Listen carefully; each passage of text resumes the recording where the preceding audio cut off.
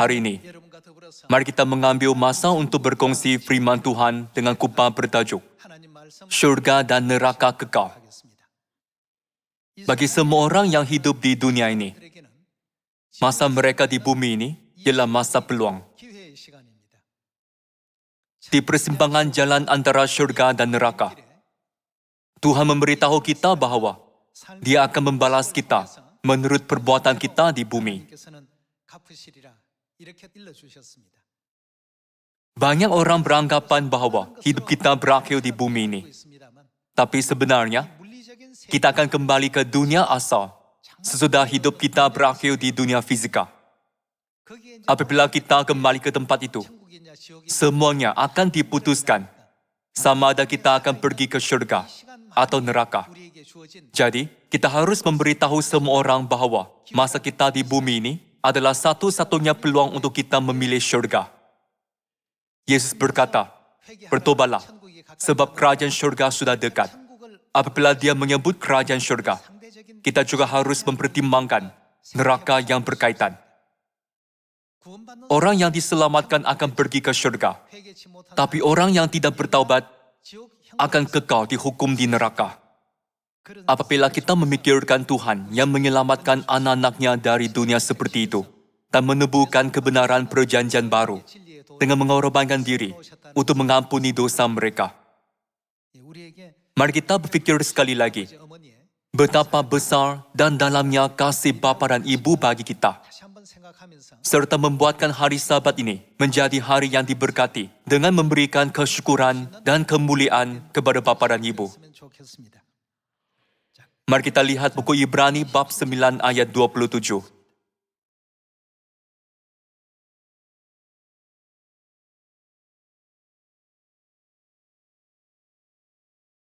Dan sama seperti manusia ditetapkan untuk mati hanya satu kali saja, dan sesudah itu dihakimi.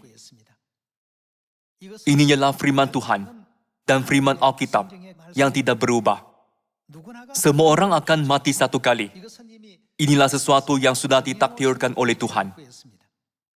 Sesudah itu, penghakiman sama ada kita pergi ke syurga atau neraka pasti akan datang. Kita perlu memahami sejelasnya mengapa kita datang ke bumi ini.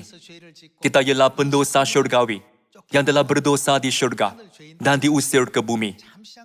Tuhan memberi kita masa yang pendek untuk bertaubat. Namun, ada orang lebih berbuat jahat semasa hidup di bumi ini. Ada yang menjadi jauh daripada Tuhan, asyik menikmati kegembiraan dan keseronokan duniawi. Segala sesuatu adalah kekal di dunia sesudah hidup kita di bumi ini berakhir. Syurga adalah kekal. Neraka juga adalah kekal. Kalau begitu, antara kedua-dua dunia ini, yang manakah harus kita pilih? Alkitab berkata bahawa pasti ada penghakiman menurut perbuatan seseorang sesudah dia mati. Tajuk hari ini ialah syurga dan neraka kekal. Mari kita lihat babak neraka terlebih dahulu.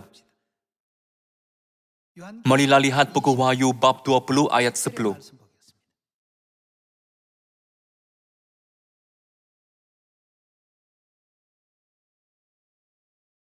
Bab 20 ayat 10. Dan iblis yang menyesatkan mereka dilemparkan ke dalam lautan api dan belerang, yaitu tempat binatang dan nabi palsu itu, dan mereka disiksa siang malam sampai selama-lamanya. Ada orang hilang peluang dan masa untuk bertaubat semasa mereka hidup di bumi ini. Ada orang di dunia tidak mempercayai kewujudan syurga dan neraka. Kerana syurga dan neraka tidak dilihat, mereka menjalani kehidupan dan mengandaikan bahawa kedua-dua dunia ini tidak wujud. Di dunia yang kelihatan dan sementara ini, mereka berfikir, bagaimanakah aku dapat menikmati kehidupan dengan kedudukan yang lebih tinggi daripada orang lain? Ini telah jadi malamat kehidupan mereka. Akibatnya, 60 hingga 70 tahun berlalu dalam sekelip mata. Selepas itu, mereka akan berdiri di depan takhta penghakiman Mereka dihantar ke bumi ini untuk bertaubat. Jika mereka terlibat dalam pelbagai jenis perbuatan yang keji dan memberontak setiap hari, mereka tidak akan ada peluang untuk bertaubat lagi. Daripada sering berkata, bersukacitalah sebab kerajaan syurga sudah dekat. Dia menekankan secara konsisten, bertobatlah sebab kerajaan syurga sudah dekat. Ini kerana dunia yang digambarkan dalam buku Wahyu bab 20 sedang mendekati mereka. Kehendak Tuhan adalah supaya mereka jangan memasuki tempat seksaan, lautan api, dan belerang. Mari kita pergi ke ayat 13. Bab 20 ayat 13. Maka laut menyerahkan orang-orang mati yang ada di dalamnya, dan mereka dihakimi masing-masing menurut perbuatannya. Lalu maut dan kerajaan maut itu dilemparkanlah ke dalam lautan api. Itulah kematian yang kedua, lautan api. Dan setiap orang yang tidak ditemukan namanya tertulis di dalam kitab kehidupan itu, ia dilemparkan ke dalam lautan api itu. Rasul Yohanes melihat dan merekodkan babak neraka menurut wahyu yang ditunjukkan oleh Yesus Kristus. Mari pergi ke bab 21. Bab 21 ayat 8. Mereka yang pengecut, tidak beriman, durjana, pembunuh, melakukan yang cabu, ahli sihir, penyembah berhala, dan semua pendusta akan dimasukkan ke dalam lautan yang menyala dengan api dan belerang. Inilah kematian kedua. Dia juga menggambarkan jenis orang yang akan memasuki neraka.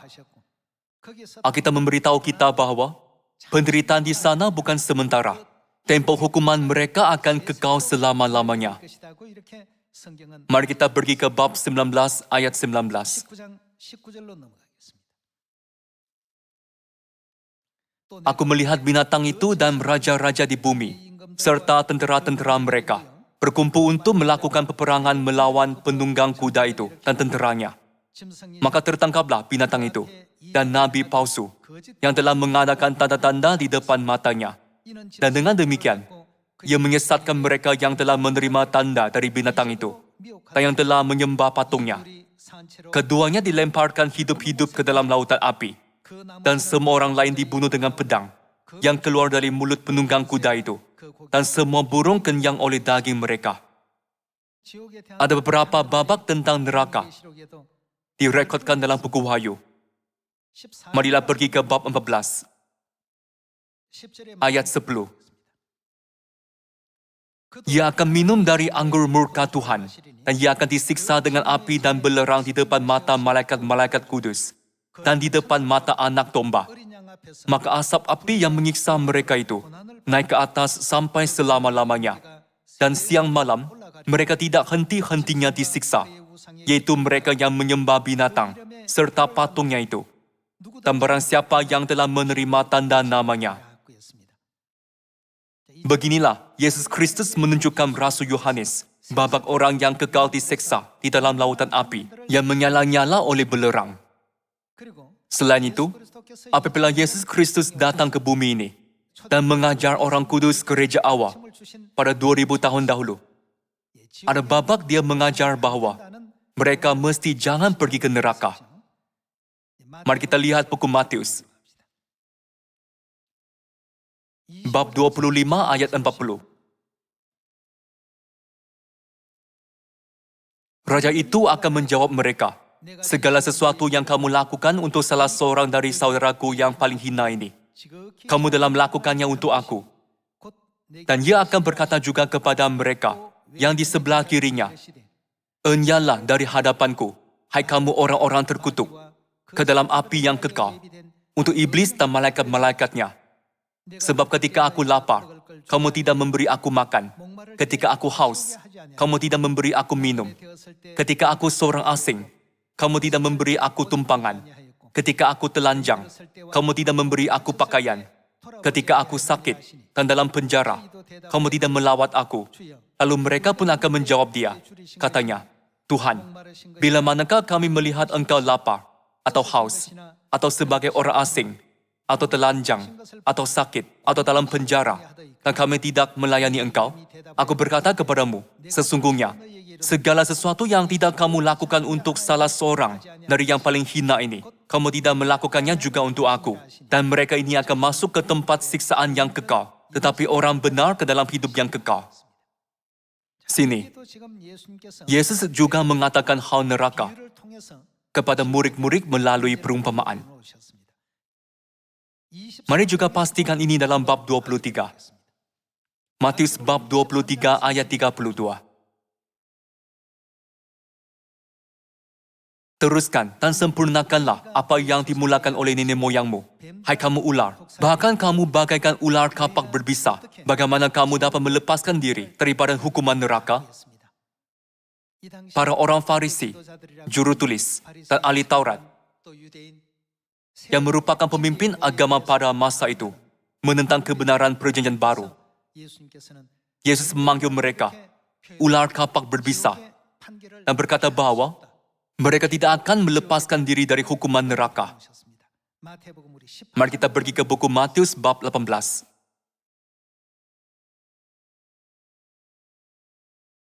Bab 18 ayat 5. Sesiapa yang menyambut seorang kanak-kanak seperti ini, kerana namaku, menyambutku. Sesiapa yang menyebabkan seorang daripada kanak-kanak kecil yang percaya kepadaku ini berdosa, lebih baiklah baginya jika batu kisar diikatkan ke lehernya dan dia ditenggelamkan ke dalam laut yang dalam. Malanglah dunia yang penuh dengan perkara-perkara yang menyebabkan orang berdosa. Memang dosa tetap berlaku, tetapi malanglah orang yang menyebabkannya.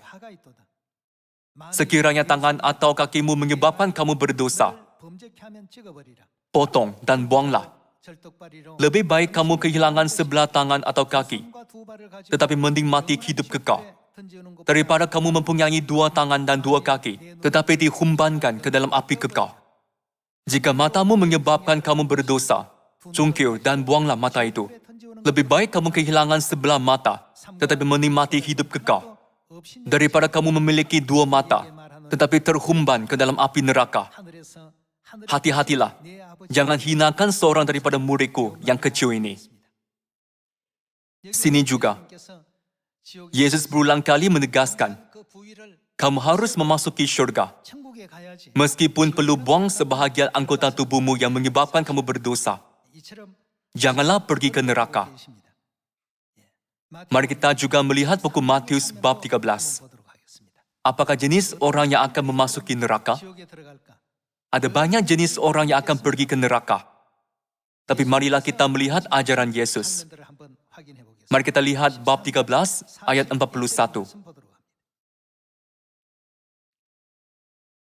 Bab 13 ayat 41. Anak manusia akan menyuruh malaikat-malaikatnya mengumpulkan segala sesuatu yang menyesatkan dan semua orang yang melakukan kejahatan dari dalam kerajaannya. Semuanya akan dicampakkan ke dalam dapur api. Di sanalah akan terdapat ratapan dan kertakan gigi. Pada waktu itulah orang-orang benar akan bercahaya seperti matahari dalam kerajaan Bapa mereka. Kemanakah orang yang melakukan kejahatan akan pergi? Melalui ajaran Yesus, kita dapat memastikan bahwa mereka ditakdirkan ke neraka kekal. Mari kita lihat babak tentang neraka yang disebut dalam buku Markus bab 9. Markus bab 9 ayat 41.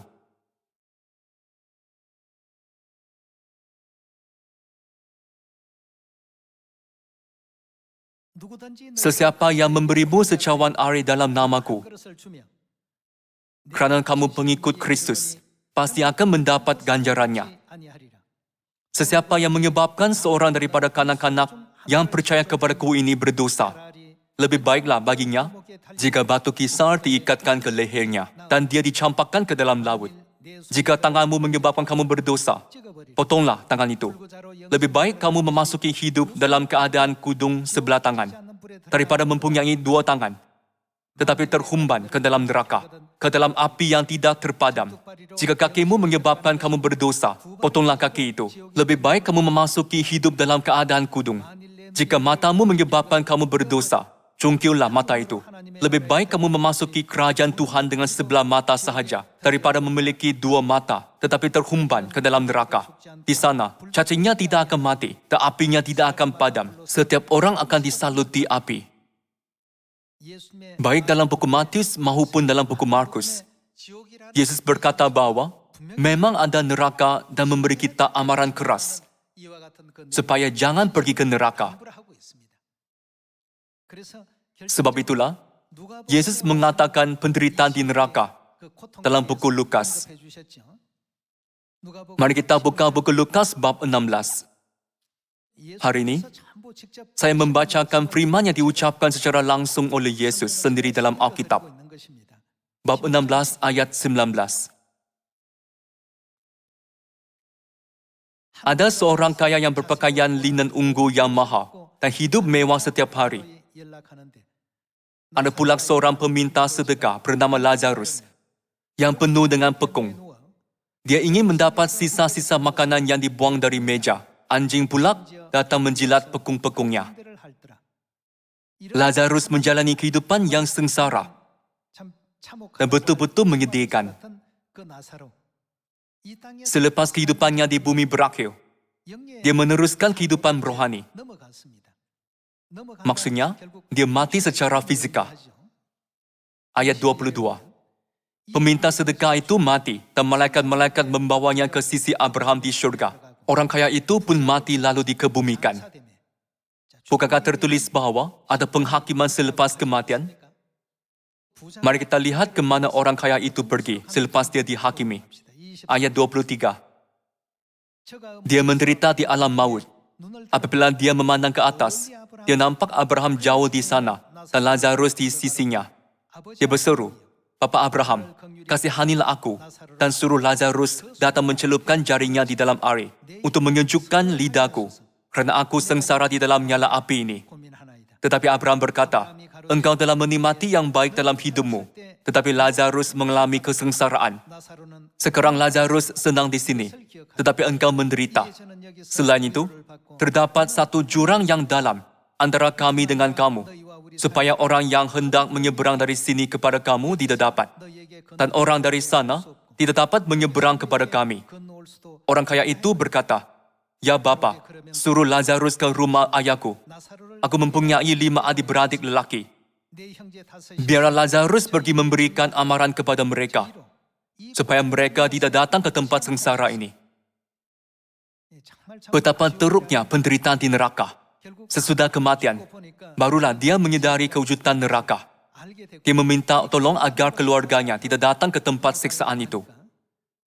Ayat 29. Abraham berkata, "Mereka ada kitab Musa dan Nabi-Nabi. Biarlah mereka mendengar pengajaran itu." Itu tidak cukup, Bapak Abraham. Jika seorang antara orang mati pergi kepada mereka, tentu mereka akan bertaubat daripada dosa-dosa mereka. Jika mereka tidak mau mendengar pengajaran kitab Musa dan Nabi-Nabi, mereka tidak akan percaya sekalipun seorang bangkit daripada kematian. 2000 tahun dahulu, Yesus menjelaskan betapa sakitnya siksaan neraka melalui perumpamaan ini.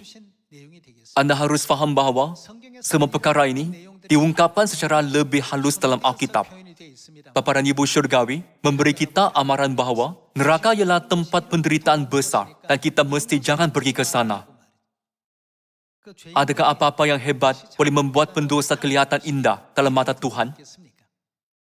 Namun, Tuhan datang ke bumi ini sekali lagi untuk membuka jalan kehidupan dan memberikan jalan mulia agar kita diselamatkan dan diampuni dosa.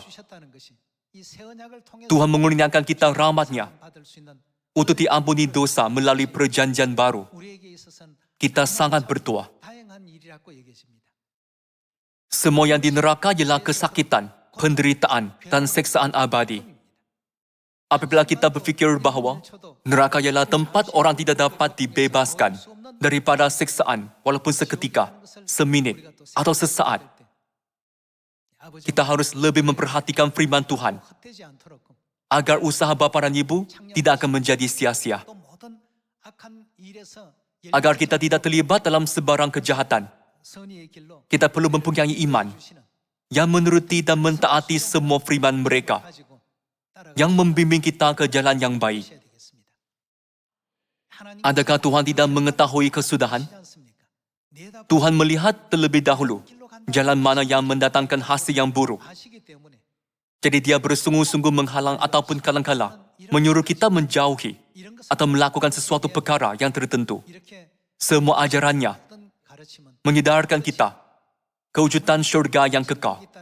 Jadi, anak-anak syurgawi mesti jangan lupa bahwa gagal mengikut firman-Nya pasti akan mengakibatkan kita ke neraka yang kekal. Tidak kira berapa kali kita memberitahu orang ada syurga dan neraka, mereka tidak percaya. Kerana kedua-dua tempat ini tidak kelihatan dan tidak dapat dirasai segera dalam realiti. Namun, seperti orang kaya yang dalam perumpamaan, hanya apabila orang mengalami saat itu secara langsung, barulah mereka mahu berpatah balik. Namun, pada masa itu, semua peluang untuk bertaubat sudah hilang.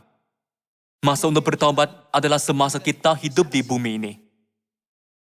Sesudah penghakiman ke syurga atau neraka kekal dijatuhkan, mustahillah untuk membalikkannya walaupun kita bertaubat sebanyak 100 kali atau 1000 kali. Peluang diberikan hanya semasa kita hidup di bumi ini. Jadi, saya bersungguh-sungguh minta kalian supaya lebih mengabdikan diri pada firman Tuhan dan hidup selaras dengan firman. Mari kita lihat buku 2 Tesalonika bab 1 ayat 7.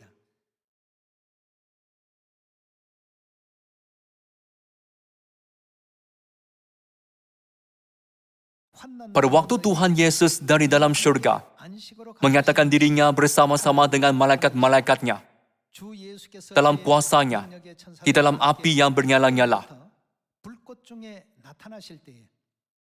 Dan bagaimana? Mengadakan pembalasan terhadap mereka yang tidak mau mengenal Tuhan dan tidak mentaati Injil Yesus, Tuhan kita. Tuhan dalam memberi manusia peluang untuk bertaubat di bumi ini dengan mengenalkan mereka khemah badan. Apakah yang menantikan orang yang hidup tanpa bertaubat tidak mengetahui kewujudan Tuhan Bapa atau Tuhan Ibu dan tidak mentaati Injil yang diberikan kepada mereka selama masa pertaubatan? Mereka akan menghadapi hukuman. Di manakah tempat hukuman itu? Mereka pasti akan menderita di dalam neraka selama-lamanya. Mereka adalah orang yang tidak mengenal Tuhan dan tidak mentaati Injil Kristus. Tuhan berbuat demikian bukan untuk mengawal atau menaluki manusia. Tuhan meminta kita hidup seperti itu kerana Dia mahu kita menyadari sepenuhnya semua dosa dan pelanggaran kita di syurga, serta beriman kuat untuk tidak terlibat dalam dosa itu lagi. Manusia di dunia ini menganggap dunia 3D yang berkelihatan adalah segala-galanya. Jadi mereka tidak tahu bahawa dunia lain wujud. Namun, bukankah kita sudah belajar bahawa manusia terdiri daripada badan dan roh? Jika kehidupan fisika kita sekarang wujud, dunia rohani, yaitu tempat roh tinggal, juga pasti wujud. Mereka akan kekal menderita, disiksa, dan menderita di dunia itu. Tuhan sudah tahu dan Dia memberi manusia peluang untuk mengelakkan jalan itu. Namun, walaupun diusir ke bumi ini, mereka terus berdosa, tetap angkuh dan sombong, berkata, "Akulah yang terbaik, akulah yang terhebat." Kerana mereka mengejar dan menikmati keseronokan duniawi, mereka tidak ada masa untuk bertaubat. Jadi, Tuhan sendiri turun ke bumi ini, memakai badan manusia, untuk mengajar kita jalan kembali ke syurga, dan jalan untuk diampun dosa, baik pada kedatangannya yang pertama maupun yang kedua. Jalan itu ialah jalan kehidupan, bukan? Sebab itulah, seperti yang tertulis dalam buku Mika bab 4 dan Yesaya bab 2, Ia mengajar kita jalan-jalannya, dan supaya kita berjalan menempuhnya. Jika Tuhan menghakimi dosa kita serta-merta, kita akan ditakdirkan untuk pergi ke neraka. Namun, Dia menunjukkan kesabaran Dia memberi kita peluang sekali lagi di bumi ini. Semua manusia yang telah datang ke bumi ini tidak memerlukan apa-apa lagi. Apa yang paling penting dan diperlukan adalah menjalani kehidupan pertaubatan. Dengan berbuat demikian, marilah kita memberikan kemuliaan kepada Bapa dan Ibu. Syurga ialah tempat yang tidak ada kematian, kesakitan, penderitaan, atau kesedihan, seperti yang digambarkan dalam buku Wahyu bab 21. Alkitab memberitahu kita melalui pelbagai ayat bahwa ada Firdaus. Di sana, kita dapat hidup dalam kebahagiaan dan kegembiraan baru yang diciptakan oleh Tuhan setiap hari, bukan? Hari ini, saya berharap bahwa kalian akan hidup menurut ajaran kebenaran perjanjian baru, agar tidak ada seorang pun akan ditinggalkan. Tetapi kita semua memasuki syurga yang mulia bersama-sama. Apabila Tuhan berfirman, janganlah tambah atau kurangkan daripada Alkitab.